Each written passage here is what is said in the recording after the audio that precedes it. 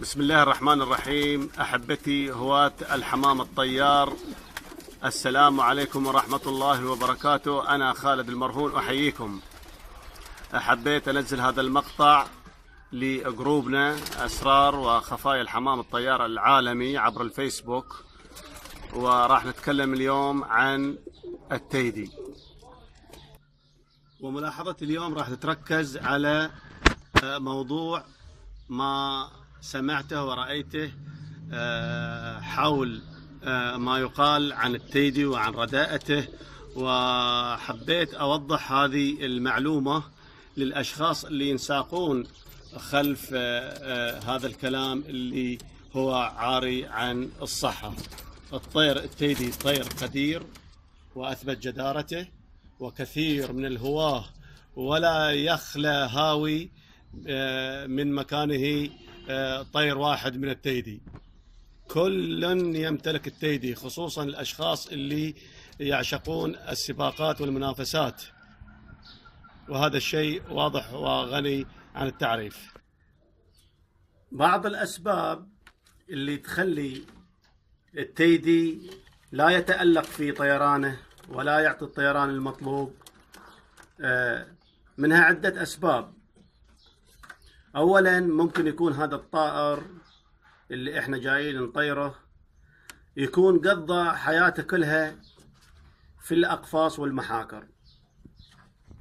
الطير التيدي أو غير التيدي عندما يكون منذ نشأته محبوس في المحاكر، عندما تجي تصعد للمطيار وتركبه حتى الطيرة ما راح يعطيك الأداء اللي انت ترغبه أو تريده من هذا الطائر.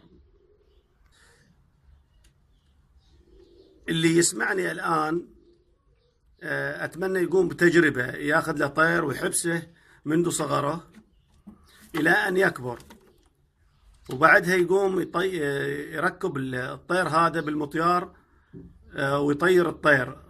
راح يلاحظ بأن الطير عندما يجي يطير يكون طيرانه غير طبيعي. ليش؟ لأن الطير عندما يجي يطير يشعر هذا الطائر كأنما راح يصطدم بأسلاك المحكر، فهنا تكمن المشكلة. فبعض الأخوة عندما يقتنوا هذا الطائر التيدي ويطيروه ما يراعوا هذا الشيء اللي ممكن يكون هو سبب في عدم قدرة هذا الطائر بالطيران. يستحسن من الشخص الهاوي عندما يجي يمتلك هذه الطيور وهي كبيرة، يستحسن انه يوضعها في المحاكر وينتج منها ويصعد الفروخ منها ويجرب فروخها. هنا تقدر تحكم على الطير ان كان جيد او رديء. والمشكلة الأخرى ممكن تكون هي سبب عدم قدرة الهاوي بكيفية التعامل مع هذه الطيور الرائعة والجميلة والقوية حقيقة. فممكن المشكلة تكمن في نفس الهاوي. وإذا أنت عزيزي المشاهد صعدت مجموعة كبيرة من الفروخ، راح تلاحظ أن بعض من هذه الفروخ تبدع وهي في سن صغير، والبعض الآخر منه لا يبدع.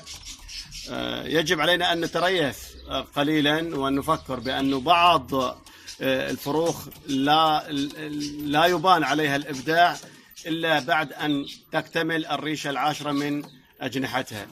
هذه يجب أن نأخذها بعين الاعتبار. يعني مو في يوم وليلة تجي تطير الطير تقول إن الطير ما أبدع، لا، تمهل عليه وتريث. قد يكون هذا الطائر طير قوي جدا، فأنت لا تتعجل وتتصرف في هذا الطائر. أعطيه فرصة، فلربما توجد في هذا الطائر مشكلة. أيضا المشاكل الصحية تؤثر على أداء الطير. وبعض الطيور اللي ما تطير وهي منتوجة من طيور أصيلة، حتى وأن لم ما طارت، راح تعطيك فروخ أبطال وأقوياء إن شاء الله. بعض فروخ التيدي من قوتها قمت بتجربة قص ريش من أجنحتها، ورغم هذا لم يثنيها، أو أن هذه الطيور استمرت بالطيران لساعات طويلة، وهذا غير دليل بأنه الطيور اللي ما طارت وهي في نفس هذا العمر إن هي رديئة. لا، اصبر وتريث وراح تشوف إن شاء الله النتيجة. بعض الأخوة اللي يشتكون من رداءة التيدي قد يكون صائب في شكوته وقد يكون مخطئ أيضا، فلازم نراعي شيئين. الشيء الأول مثل ما قلنا ممكن يكون الشخص ما وقع على الحمام الطيب أو المصدر، فيكون هنا الحمام رديء. وأيضا ممكن تكون اتهامات هذا الشخص للحمام التيدي تكون مغرضة أو لتخريب على بعض الأشخاص اللي يمتلكوا هذا الحمام الطيب وهو عنده حمام آخر لا يمتلك التيدي، فممكن يكون هذا سبب. لازم نراعي جميع الجوانب. وأنا أنصح كل شخص هاوي يسمع الكلام بأن لا ينساق رأسا ويصدق هذا الكلام. خذ أنت الحمامة بنفسك وجربها، حتى بعد ما يتحدث معك أي شخص ما تقول فلان قال، بل كي تقول أنا أقول. المجرب بنفسه غير السامع. تكون الحجة قوية ودامغة. الحب طبعا ينصب في هذا الطائر ليس فقط لجماله بل لأدائه في الطيران. حقيقة امتلكوا هذا الطير وجربوا وشوفوا، وانتظرونا إن شاء الله. راح ننزل لكم فيديو بخصوص تثبيت أو تخريج فروخ الحمام التيدي. هذا، ونسأل الله لي ولكم دوام التوفيق. في أمان الله. الحين بس ممكن تقريبا نص ساعة الحمام يوصل. لا تجي، انت خليك هناك حتى تترقب حمامك.